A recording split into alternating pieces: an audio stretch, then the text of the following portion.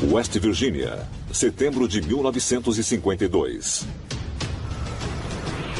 Várias testemunhas dizem ter visto uma bola estranha de luz cruzar o céu noturno e pousar em uma área arborizada nas proximidades.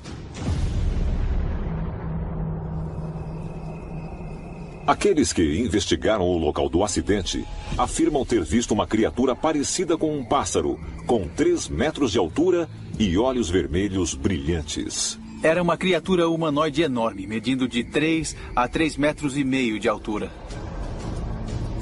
Tinha olhos brilhantes, em chamas, e emitia faíscas e flashes de luz. Foi descrito como tendo uma cabeça que parecia um capuz, não muito diferente de uma carta de as de espadas num baralho.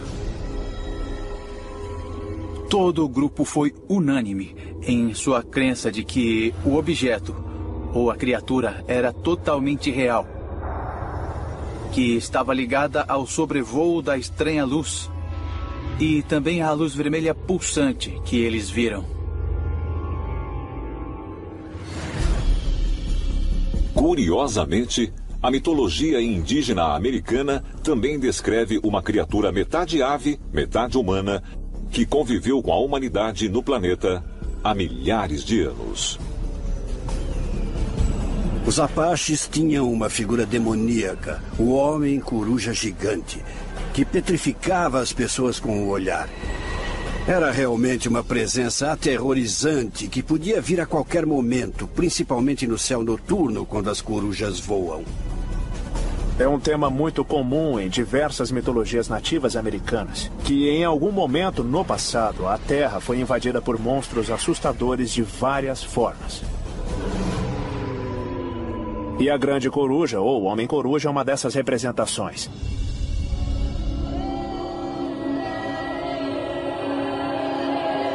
As histórias de homens-corujas e outras criaturas estranhas descreveriam seres que os nativos americanos realmente encontraram e indicam mitos de criação semelhantes de deuses e se assemelham não apenas a pássaros antropomórficos, mas também a répteis, insetos e criaturas do mar.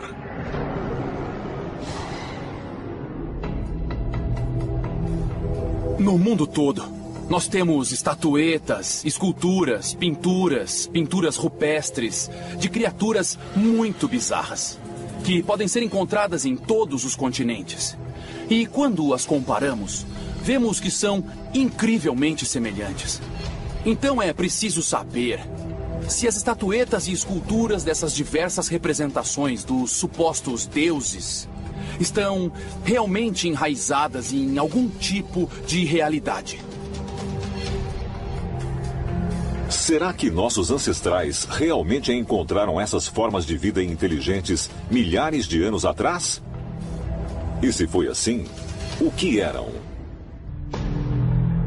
Se você estudar alguns dos autores clássicos antigos gregos e sumérios, você verá contos de sereias, em que existia uma ligação muito direta com os céus, com uma criatura parecida com peixe que vem do espaço sideral. Existe alguma coisa aí que pode até não ter nada a ver com o nosso mundo biológico conhecido. Não só é real, como também sua existência é prova de que seres extraterrenos habitam as águas da Terra. Nós estamos, sem dúvida, lidando com algum tipo de espécie humanoide aquática inteligente, que veio aqui como um visitante extraterreno do espaço sideral. Talvez mais pistas possam ser encontradas ao examinar as lendas das estranhas criaturas aquáticas que supostamente vieram das estrelas para a Terra.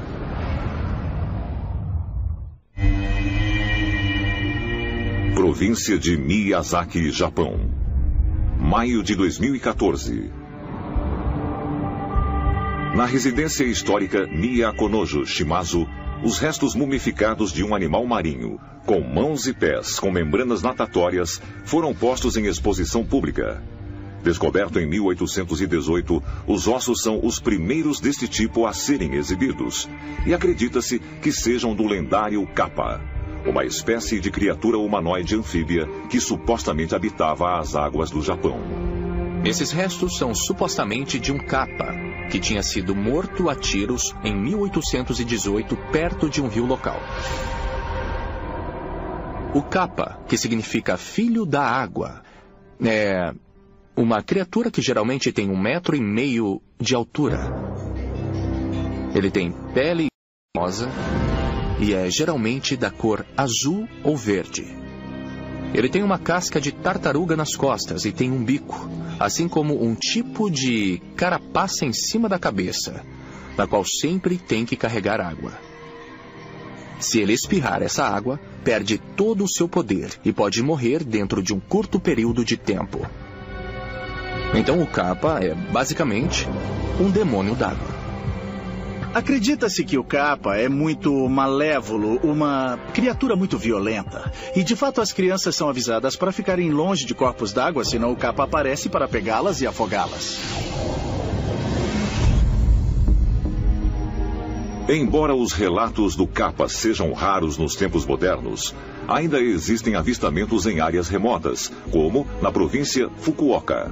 De fato, até hoje, placas podem ser encontradas perto de corpos de água por todo o Japão, alertando sobre o Kappa. Dizem que esses Kappas têm uma inteligência excepcional. Aparentemente, eles podem falar, apesar de ter um bico de ave. E agora, artefatos físicos reais do corpo do Kappa estão em exibição. Será que encontraremos marcadores genéticos que mostram claramente que ele pode não ser um animal terreno? É possível que os Kappas sejam similares a outras criaturas marinhas estranhas descobertas pelo HMS Challenger na década de 1870? Se a resposta for afirmativa, eles são nativos do planeta Terra, ou eles vieram para cá de algum lugar extraterreno. Talvez a resposta possa ser encontrada ao examinar os principais relatos históricos das sereias. Essas lendas sugerem que exista uma espécie altamente inteligente no oceano. E nós nem mesmo sabemos ao certo de onde ela vem. Talvez nossa definição de vida extraterrena seja limitada demais. E pode ser que essas espécies vieram aqui de algum outro lugar. É claro que grande parte do oceano ainda não foi bem explorada, então nós constantemente descobrimos criaturas novas e emocionantes que talvez antes possam ter sido apenas lendárias. Os relatos mais antigos de criaturas parecidas com sereias revelam uma ligação entre elas e seres que vieram do céu.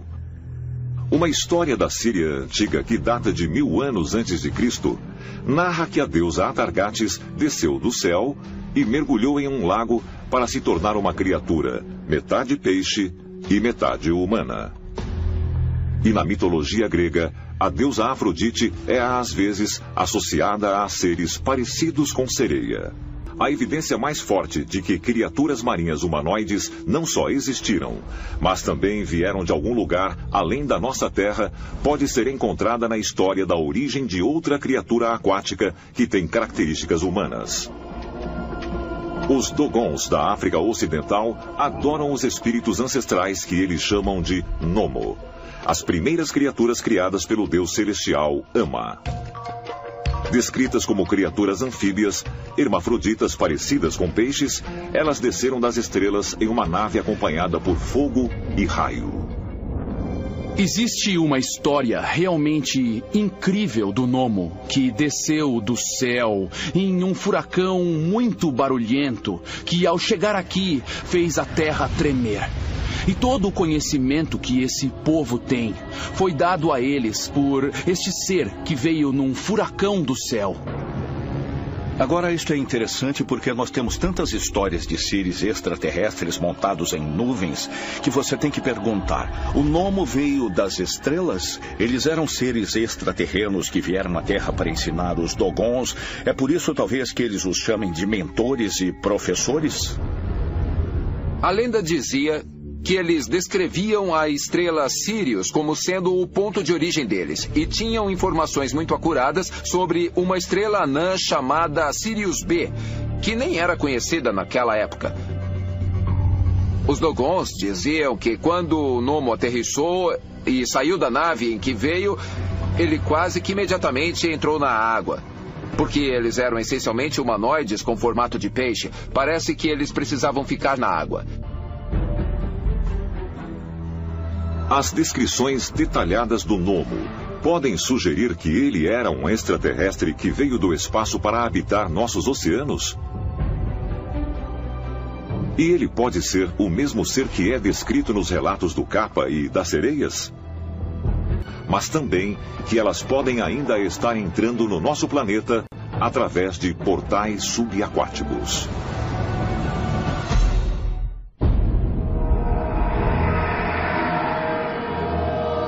Lago Champlain, 5 de julho de 1977.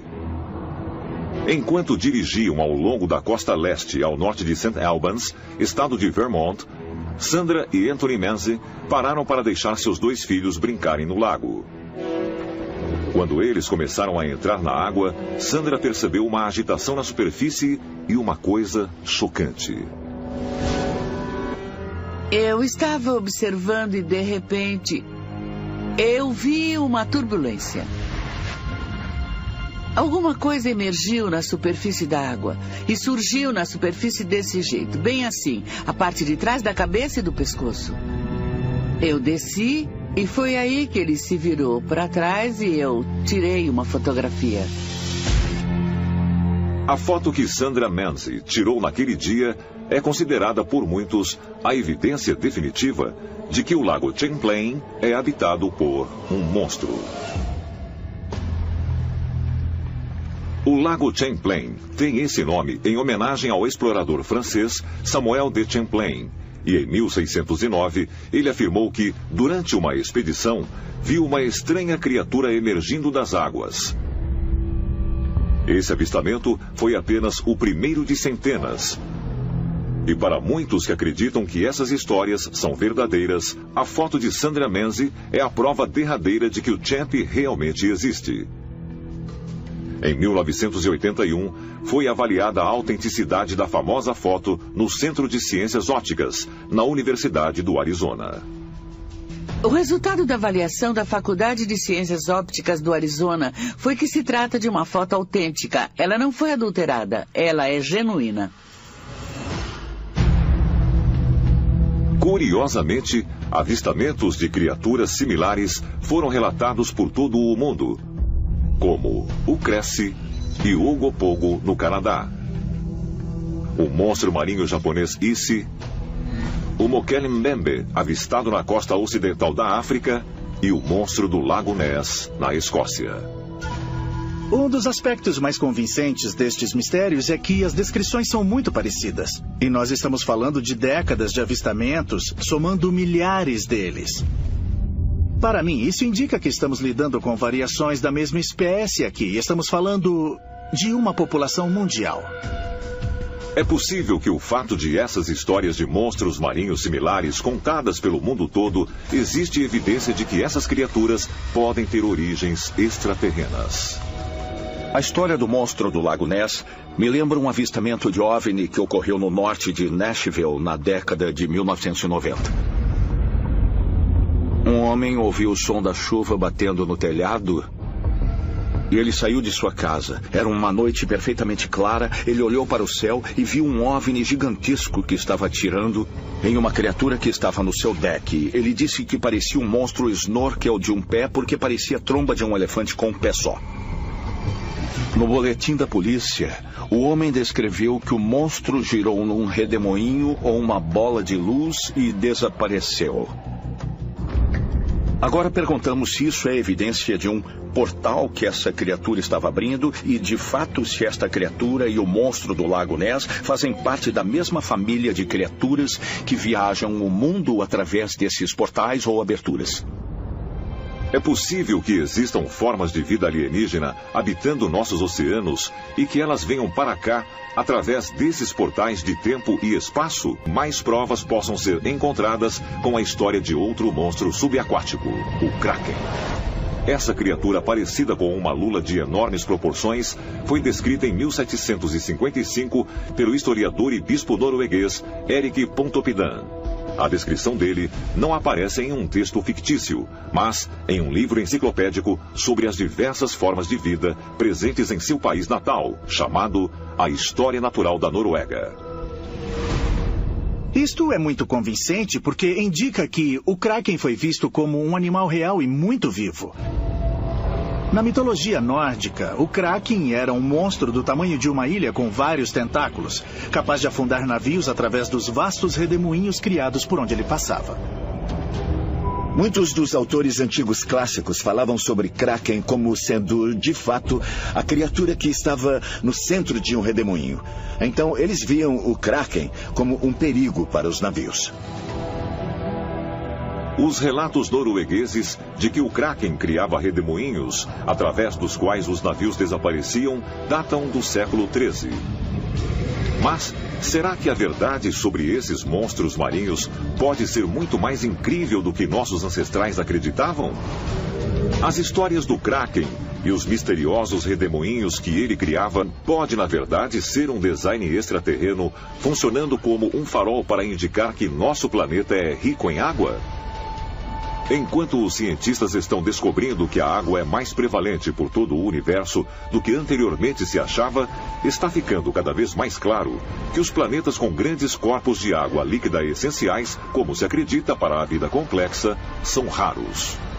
A Terra é um pouco especial, ela tem água abundante, mas também tem terra abundante. Isso pode ser uma característica peculiar. Mas levando em conta que a água líquida é tão crítica para a vida quanto sabemos, quando olhamos para os outros mundos, nós primeiramente procuramos água líquida. Se existe a vida inteligente num planeta que abriga vida baseada em água, então pode-se sugerir que o único outro planeta que essas criaturas vão procurar vida inteligente é onde também existe água. Enquanto estudava a vida marinha na costa da Itália, o estudante alemão de biologia, Christian Sommer, descobriu uma espécie microscópica com uma habilidade incrível. Ela nunca morre. O animal, uma água-viva chamada Turritopsis dorni, volta repetidamente para seu primeiro estado de pólipo e começa o ciclo de vida várias e várias vezes. Existe alguma coisa estranha nisso aqui. Existe alguma coisa que parece que não acontece nas outras formas de vida que nós já identificamos nos milhões e milhões de criaturas diferentes que habitam a Terra. Não existe limite teórico para o número de vezes que essa criatura consegue se reciclar. Isso desafia completamente todas as leis científicas conhecidas da biologia, como as entendemos hoje. Os cientistas apelidaram essa espécie de água-viva imortal e estão tentando desvendar os segredos biológicos na esperança de que ela possa ter a chave para aumentar o tempo de vida dos humanos. Mas como uma criatura incrível assim veio a existir primeiramente? É também possível que isso que estamos vendo seja uma série de ETs que podem estar visitando a Terra há centenas de milhares de anos e podem ter sistematicamente deixado aqui algumas criaturas favoritas de outros mundos biológicos muito similares com as nossas, que têm certos ingredientes especiais para que assim que nós alcancemos certo nível tecnológico, nós possamos adaptar essas qualidades na nossa própria vida.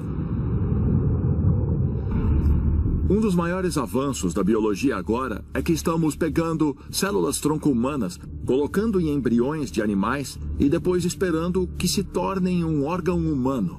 Trata-se de uma grande experimentação. Nós pudemos pegar uma molécula de DNA de um animal e destruir genes específicos. Nós conseguimos fazer isso durante um tempo, mas agora conseguimos substituí-los com genes específicos pela primeira vez, o que está formando vários monstros Frankenstein. E agora, o exemplo mais interessante que nós vimos, e para mim mais assustador, vem da China. onde pegaram um único gene, inseriram num beagle e fizeram esse beagle ter a musculatura 2 vezes mais forte que naturalmente ele teria. Esses animais são super beagles. Isso suscita a pergunta: se podemos fazer isso com um cão, podemos fazer com um humano? Com certeza. Esse poderia ser o primeiro passo de uma revolução biológica que vai nos permitir conquistar o tipo de habilidade que é comumente relatada na tradição antiga de deuses extraterrestres que visitaram a Terra. Frankfurt, Alemanha. Setembro de 2016. O físico alemão Dr. Claudius Gross, do Instituto de Física Teórica da Universidade Goethe, apresentou uma nova teoria intitulada o Projeto Gênesis, que propõe que a humanidade não deveria apenas procurar vida em planetas distantes, mas também criá-la. Então, na pesquisa exoplanetária, nós percebemos agora que existirão planetas que serão habitáveis, mas não terão vida. E normalmente as pessoas pensam, bom, que má sorte poderia ser uma segunda Terra. Mas isso nos oferece uma nova oportunidade para talvez levar vida a esses planetas. O projeto Gênesis propõe depositar organismos vivos com apenas uma célula em planetas sem vida. Se quisermos realmente começar isso, precisamos encontrar um mundo oxigenado. Depois, nós podemos colocar células como as nossas, que têm núcleo grande e podem se multiplicar e virar um grupo multicelular.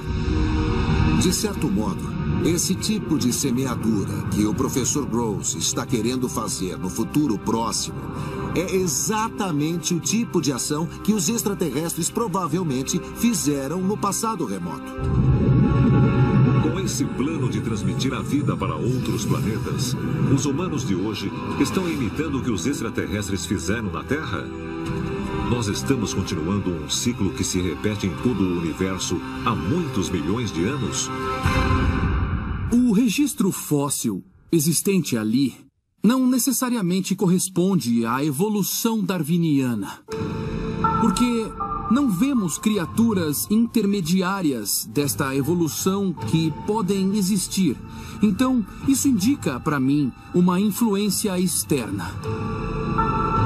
Se foi panspermia direcionada, ou depois a mutação artificial dos nossos genes por extraterrestres, eu acho que de fato pode ser uma combinação disso tudo.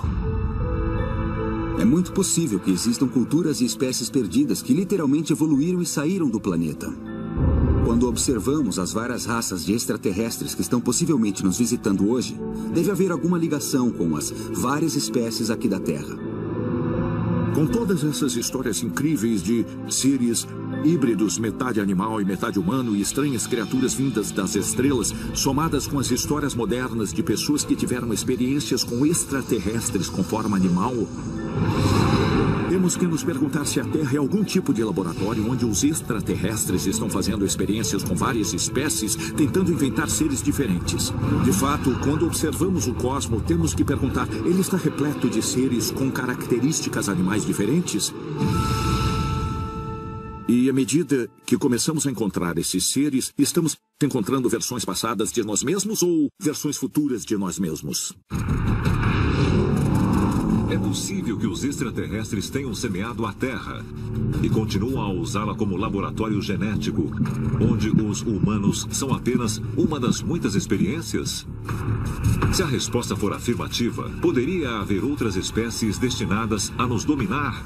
Ou nós estamos no processo de nos misturarmos com outros animais para ficarmos mais parecidos com nossos ancestrais alienígenas?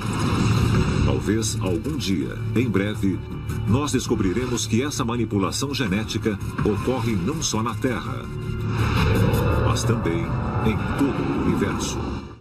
Parece que estamos muito obcecados em encontrar vida em outros planetas, mas ainda existe muito potencial aqui na Terra. Se existe alguma coisa que nós aprendemos da história, é que tudo é possível. Não podemos descartar a possibilidade de que, em algum lugar nas vastas profundezas inexploradas do oceano, existe uma forma de vida altamente inteligente e extremamente perigosa que nós nunca vimos. Alienígenas do fundo do oceano, se assim quiser chamá-los. 75% do nosso planeta é oceano. Acho que Jacques Cousteau disse que esse deveria ser o planeta oceano e não Terra. Nós apenas conhecemos cerca de 10% de tudo que realmente vive no nosso oceano. Hoje, quando analisamos mais a fundo nosso sistema solar, percebemos a importância do H2O. E essa água não é apenas uma força de vida para nós, mas possivelmente para outros organismos dentro da galáxia. E sabendo que nossos oceanos são tão fundos quanto de fato são, é possível que haja um mundo totalmente novo de exploração nos esperando. Nós podemos até descobrir que há outras raças vivendo no planeta Terra, mas nas partes profundas dos nossos oceanos. É possível que os extraterrestres habitem nossas águas no mundo todo? É possível que peixes exóticos, monstros marinhos horripilantes e até mesmo criaturas humanoides tenham vindo para o nosso planeta através de portais submersos? Talvez, quando nós finalmente fizermos contato com seres alienígenas, isso não ocorra nos rincões mais longínquos do espaço, mas sim bem aqui, nas profundezas da Terra.